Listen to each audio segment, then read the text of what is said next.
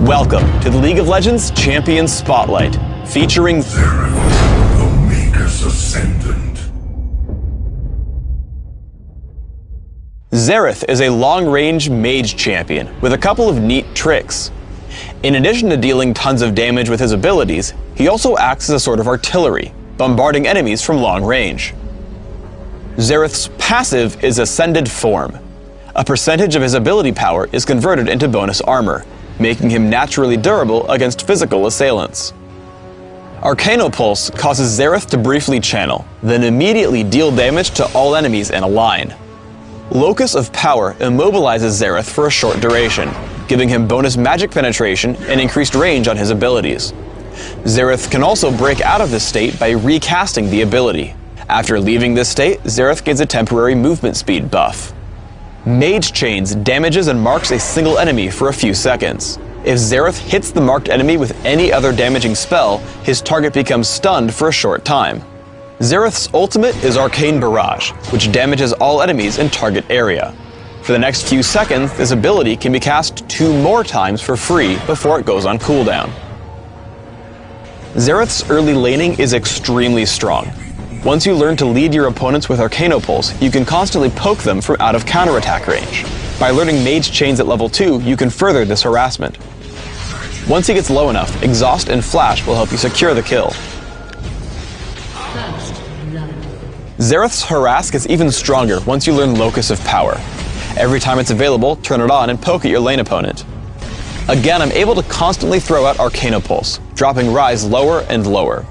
Unfortunately, Locus of Power does have a very long cooldown at low levels, and I end up wasting it before Arcanopulse comes off of cooldown, meaning Rise lives. Grabbing Sorcerer Shoes by level 6 will in fact cause you to deal tons of damage.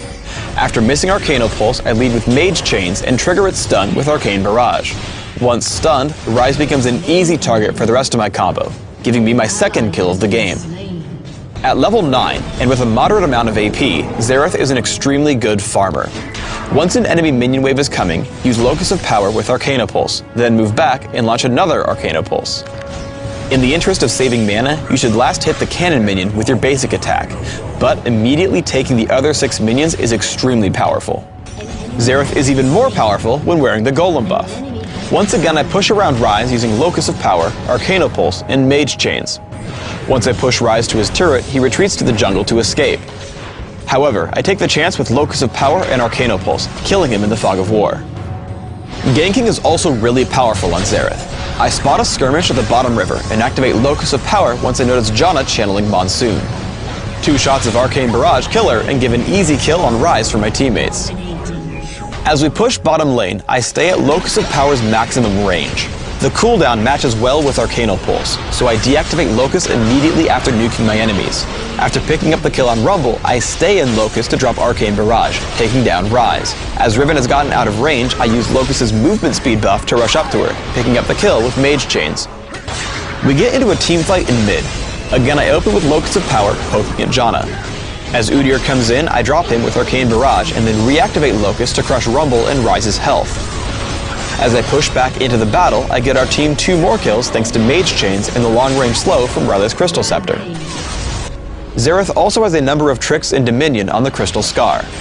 After poking Riven off the capture point, I head to the brush below it and activate Locus of Power. I'm exactly in range for Arcanopulse, forcing Riven to give up the point for good. Xerath's long range is extremely helpful against melee fighters. As Riven jumps me, I lead with Mage Chains and stun her with Arcanopulse right as she initiates. Too low to fight, she runs only to be dropped by 3 shots from Arcane Barrage. As I flash away from Renekton, I wait until Mage Chains comes off cooldown, stunning him as I run for the Speed Shrine. Once he turns to fight Heimerdinger, I land another Arcanopulse. I loop around away from Heimerdinger and prepare for another Arcanopulse with Locus of Power. Now extremely low, I land Mage Chains for the kill. You really want to stay around the middle of the map as Xerath, as it gives you access to speed shrines and allows the most use of your long range. I head over to my team and help them pick up a kill on Blitzcrank, first using Locus of Power and Arcanopulse. As he continues to run, I repeat the combo and kill him with Mage Chains. Shortly after, I make it up to the windmill, taking down Riven with Locus of Power and Arcane Barrage. Once she falls, I chase Aurelia.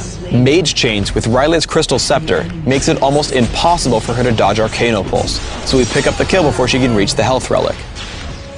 For runes, I take Magic Penetration Marks, Ability Power per level Seals, Ability Power per level Glyphs, and Flat Ability Power Quintessences. This setup is aimed at giving me early lane dominance, using Arcana Pulse to push around my opponent, while also scaling me in the late game with lots of ability power. My masteries are 9-0-21, taking Magic Penetration in offense and making sure to take increased cooldown reduction and neutral buff duration in utility. I take Exhaust and Flash, mastering both. I max Arcana Pulse immediately for consistent damage output.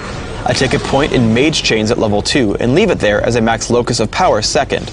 This ability order turns me into artillery pretty quickly, able to constantly toss out long-range spells. For items, I grab a Doran's Ring in Classic or Sorcerer's Shoes in Dominion. After adding Sorcerer's Shoes, I immediately grab Rabadon's Death Cap. With my core build done, I add utility and damage with Riley's Crystal Scepter and Will of the Ancients. I finish out my build with Morella's Evil Tome for cooldown reduction and Void Staff if my opponents start to get more magic resist. Thanks for tuning in to the Xerath Champion Spotlight. Please subscribe to the Riot Games YouTube channel up top and leave us your comments just below this video.